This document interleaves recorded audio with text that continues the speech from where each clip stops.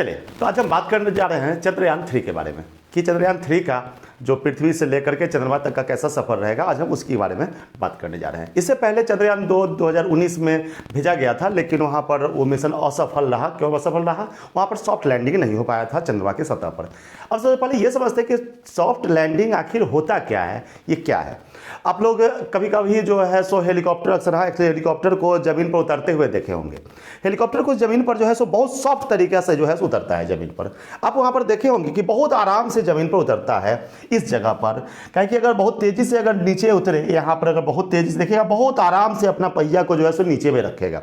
इसी को बुलाता है सॉफ्ट लैंडिंग। सॉफ्ट लैंडिंग में होता क्या है कि ऊपर की ओर का फोर्स, इसको हम ब्लैक ले लेते हैं, ऊपर की ओर का फोर्स और नीचे की ओर का फोर्स, ये आपस में जो है सो आपस में लगभग बराबर हो जाए, इसी को बुलाता है सॉफ्ट लैंडिंग। जब ये दोनों फोर्स आपस में बराबर हो जाएगा तो इसको बोला जाएगा सॉफ्ट लैंडिंग। सॉफ्ट लैंडिंग यही कहलाता है। क्या कि अगर ये हेलीकॉप्टर अगर बहुत तेजी से नीचे गिरेगा तो नेताजी को जोर से चोट लग जाएगी अंदर जो बैठे हुए हैं। तो यहाँ पर जो है सो सॉफ्ट लैंडिंग का सीधे सीधे मीनिंग है कि ऊपर और नीचे का फोर्स आपस में क्या हो जाए, बराबर हो जाए। जब फोर्स बराबर हो जाएगा और उस टाइम में जब ये नीचे उतरेगा तो इसको बोला जाएगा सॉफ्ट लैंडिंग। अब चंद्रमा की सतह पर ऐसा परेशानी क्या होता है, इसको थोड़ा समझने की हम लोग कोशिश करेंगे कि चंद्रमा की सतह पर क्या होता है कि वहां पर सॉफ्ट लैंडिंग नहीं हो पाता है। सॉफ्ट लैंडिंग में जरूरी क्या है, सॉफ्ट लैंडिंग में जरूरी क्या है कि यहां पर नीचे की ओर का जो फोर्स होता है वो होता है mg, ठीक है, और ऊपर का जो फोर्स होता है ये होता है हवा का दबाव, ठीक है, जिसको आप बायंसी फोर्स कह सकते हैं। हालांकि ये एग्जैक्ट बायंसी नहीं है, एग्जैक्ट बायंसी कुछ अलग होता है, लेकिन फिर भी हवा के घर्षण के कारण जो ऊपर की ओर फोर्स लगता है, जिसको आप कह सकते हैं बायंसी फोर्स। और दोनों फोर्स आपस में बैलेंस करता है, नीचे में mg ऊपर में बायंसी फोर्स, ये दोनों फोर्स आपस में बैलेंस करता है, जिसके कारण जो है सो बहुत सॉफ्ट लैंडिंग यहाँ पर हो पाता है किसी भी हेलीकॉप्टर का या प्लेन का। तो वहाँ पर सबसे महत्वपूर्ण चीज़ है हवा, यानी कि वायुमंडल होना जरूरी है। अब चंद्रमा पर समस्या क्या है कि चंद्रमा पर वायुमंडल नहीं है, चंद्रमा के सतह पर वायुमंडल नहीं है। वायुमंडल नहीं है जिसके कारण क्या होता है, इससे पहले जो चंद्रयान 2 वहाँ पर भेजा गया था तो वो सॉफ्ट लैंडिंग नहीं हो पाया था वायुमंडल नहीं होने के कारण। क्योंकि वायुमंडल रहेगा तभी ये ऊपर की ओर एक फोर्स दे पाएगा, और एक फोर्स गुरुत्वाकर्षण बल होगा जो कि चंद्रमा का गुरुत्वाकर्षण बल होगा, और ये दोनों फोर्स आपस से बराबर होगा और वहाँ पर जो है सो सॉफ्ट लैंडिंग कर पाएगा। लेकिन चंद्रमा के सतह पर जो है चंद्रमा के परिवेश में जो है सो वायुमंडल मौजूद ही नहीं है। अब मौजूद नहीं है तो जिसके कारण परेशानी होती है, और बहुत कम देश, जितना मुझे पता चला कि शायद 2 या 3 देश ही शायद जो है सो अभी तक चंद्रमा पर किसी यान को भेजने में सफल हो पाए हैं, यानी कि सॉफ्ट लैंडिंग करवाने पे सफल हो पाए हैं। बाकी बोला जाता है कि मंगल ग्रह पर भेजना आसान है, जो कि काफ़ी दूरी पर है, लेकिन वहाँ भेजना आसान है। क्यों आसान है? क्योंकि मंगल ग्रह पर क्या है, उसके चारों तरफ जो है सो वायुमंडल है, और चंद्रमा के चारों तरफ वायुमंडल नहीं है, जिसके कारण वहाँ पर सॉफ्ट लैंडिंग नहीं हो पाता है और मंगल ग्रह पर आसानी से हो जाता है। तो नहीं, अब इसका उपाय क्या निकाला गया? पिछले बार जब 2019 में जब चंद्रयान 2 भेजा गया था तो हुआ क्या था कि ये हमारा पृथ्वी है और ये चंद्रमा है। चंद्रमा का अक्सर हाँ फोटो में ऐसा ही हमको मिला है, कुछ अच्छा फोटो हमको मिल नहीं पाया। खैर चलिए, तो अब जो है सो यहाँ पर ये पृथ्वी है और जो चंद्रमा है, यहाँ से जैसे कि अपना देश है, और यहाँ से जो है सो भेजा गया था, जब क्या बोलते हैं चंद्रयान 2 को भेजा गया था तो पृथ्वी से गया और सीधे चंद्रमा के सतह पर इस तरह से लैंड कर गया था, और वही जो है वहां पर सॉफ्ट लैंडिंग नहीं हो पाया, ठीक है, और मिशन असफल हो गया। अब इस बार का मिशन क्या है सो थोड़ा समझते हैं। ये इस तरह से इससे बनाते हुए गया था और बहुत कम समय में ही, कुछ 3 या 4-5 दिन के अंदर ही वहां पहुंच गया था। लेकिन इस बार कुछ अलग प्लानिंग है, इस बार का प्लानिंग कुछ अलग है। इस बार जो भेजा गया है ये कुछ अलग ढंग से भेजा गया है। अब इस बार किस तरह से ये हमारा चंद्रयान किस तरह से पृथ्वी से जाकर के चंद्रमा तक का सफर पूरा करेगा, इसको थोड़ा सा समझते हैं। हुआ क्या है, यहाँ पर जो चंद्रयान 3 को जो भेजा गया है, ये भेजा गया है 14 जुलाई को, और चंद्रमा पर पहुंचने का डेट है ये है 23 अगस्त को वहां पर पहुंचेगा, ठीक है। अब इस दौरान इस बीच में करेगा क्या, तो यहां पर पृथ्वी से सतह से हमारे इसरो के वैज्ञानिक यहां से चंद्रयान 2 को भेजे, और पहले क्या करेगा कि शायद आज 5 तारीख है, शायद आज तक ये पृथ्वी के चारों तरफ ये चक्कर लगाएगा। अब ये चक्कर लगाने से क्या होगा, इसको थोड़ा समझिए। यहां पर जब ये चक्कर लगाता है, ये वृत्तीय गति जब भी रहता है, मान लेते हैं कि चंद्रयान 2 इस जगह पर है, चंद्रयान 3 इस जगह पर है, तो यहां पर 2 फोर्स लगता है। एक फोर्स बाहर की ओर लगता है mv²/r, और एक फोर्स अंदर की ओर लगता है जिसको बोला जाता है गुरुत्वाकर्षण बल mg, और ये दोनों फोर्स बैलेंस करता है। इस m से m को काट दीजिएगा तो v² r ये जो है कांस्टेंट वैल्यू आता है। अब इसका मीनिंग समझिए, इसका मीनिंग क्या है? इसका मीनिंग है कि जैसे जैसे रेडियस बढ़ेगा, ये जो ऑर्बिट है इसका जो कक्षा में चक्कर लगा रहा है, जैसे जैसे इसका वेलोसिटी मतलब रेडियस बढ़ेगा वैसे वैसे वेलोसिटी बढ़ेगा। यानी कि जिस टाइम में भेजा गया था उस टाइम में उसका स्पीड कम था, और जैसे जैसे ये अपना कक्षा को बढ़ाते जा रहा है, ये रेडियस इंक्रीज करते चला जा रहा है, इसका वेलोसिटी क्या होता जा रहा है? बढ़ते जा रहा है।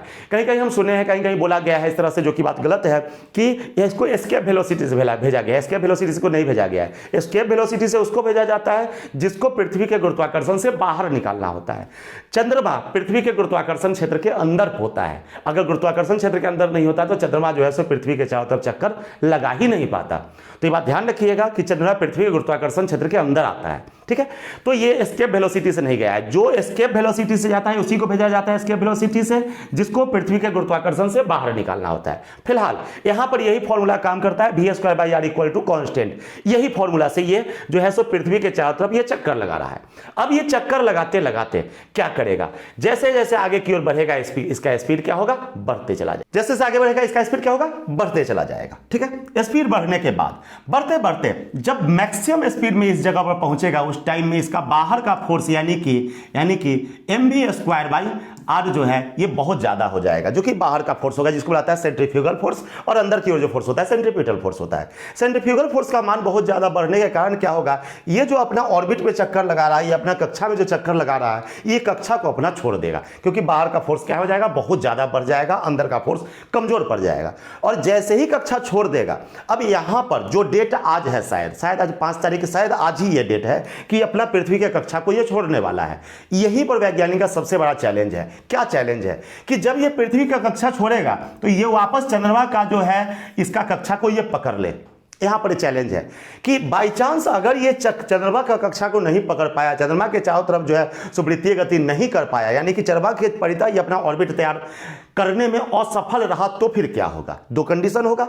जब ये यहां पर छोड़ता है तो पहला कंडीशन क्या हो सकता है कि चंद्रमा के ऑर्बिट को पकड़ ले। ऑर्बिट पकड़ लिया, बहुत अच्छी बात है। अब अगर मान लीजिए ऑर्बिट नहीं पकड़ पाता है तो फिर क्या होगा? ऑर्बिट नहीं पकड़ता है तो वैज्ञानिक लोग इसको क्या करेंगे? फिर से इसका वेलोसिटी, ये पृथ्वी का जो अपना कक्षा है, इसी कक्षा है, फिर से वापस घुमाना शुरू कर देंगे, और धीरे धीरे इसका वेलोसिटी को घटाते जाएंगे। जैसे जैसे वेलोसिटी घटते जाएगा, रेडियस घटते चला जाएगा, और घटते घटते वापस जो है सो फिर से पृथ्वी पर ये वापस पहुंच जाएगा। अगर ये कक्षा छोड़ने में सफल रहा, और चंद्रमा का जो है कक्षा पकड़ लिया, उसके चारों तरफ अपना वृत्तीय गति शुरू कर दिया, तो फिर क्या होगा? ये फिर से अपना, अब इसका वेलोसिटी घटाया जाएगा धीरे धीरे। हम क्या भी जान रहे हैं कि जैसे जैसे वेलोसिटी घटाया जाएगा वैसे वैसे उसका रेडियस क्या होगा? घटेगा। रेडियस घटते घटते एक ऐसा वेलोसिटी में पहुंचाया जाएगा कि चंद्रमा का जहां दक्षिणी ध्रुव है, ये जो है सब चंद्रमा के दक्षिणी ध्रुव पर उतारा जा रहा है, तो दक्षिणी ध्रुव है वहां पर आते आते उसका वेलोसिटी काफी कम हो जाए। लेकिन बाहर की ओर, अब यहां समझिए, यहीं पर एक चैलेंज दूसरा आता है फिर से सॉफ्ट लैंडिंग का। चूंकि चंद्रमा का अपना जो है सो वायुमंडल नहीं है, इसलिए बायोंसी फोर्स यहां नहीं लगेगा। सिर्फ यहां एक फोर्स अंदर की ओर लगेगा। कौन सा? जी डैश इसको कर देते हैं। जी डैश कहने का मतलब जी डैश इसको हम कर देते हैं, यहां ध्यान दीजिएगा, जी डैश इसको हम कर देते हैं, अरे यहां ध्यान रखिएगा, यहां जो है ये हम इसको रेड कलर से लिख दे रहे हैं। यहां ध्यान दीजिएगा, ये हम लिख दे रहे हैं जी डैश क्यों लिख दिए? जी डैश हम क्यों लिख दिए यहां समझिएगा। ये इसलिए लिख दिए कि जी डैश जो है सो चंद्रमा का गुरुत्वीय त्वरण है। अब नीचे की ओर फोर्स लगेगा, यानी कि चंद्रमा की ओर जो फोर्स लगेगा जी डैश, बाहर की ओर जो सेंट्रीफ्यूगल फोर्स लगेगा वही फॉर्मूला mv²/r, ठीक है। ये बाहर की ओर लगेगा, अंदर की ओर जी डैश। ये दोनों फोर्स को वहां पर बैलेंस करना है। जब ये बैलेंस होगा, बहुत आराम से स्मूथली जो है इस वेलोसिटी को धीरे धीरे घटाते घटाते और बहुत स्मूथ से वहां पर जो है सॉफ्ट लैंडिंग कराया जाएगा। सिर्फ यही एक साधन बचता है जो कि चंद्रमा पर mv²/r और mg को बैलेंस करते हुए जो है आराम से वहां पर चंद्रमा के धरती पर उतारा जाए। पूरे उम्मीद है, 100% उम्मीद है कि इस बार जो है तो सफल ये मिशन हो ही जाएगा, पूरे रूप से सफल हो जाना है इस बार मिशन को।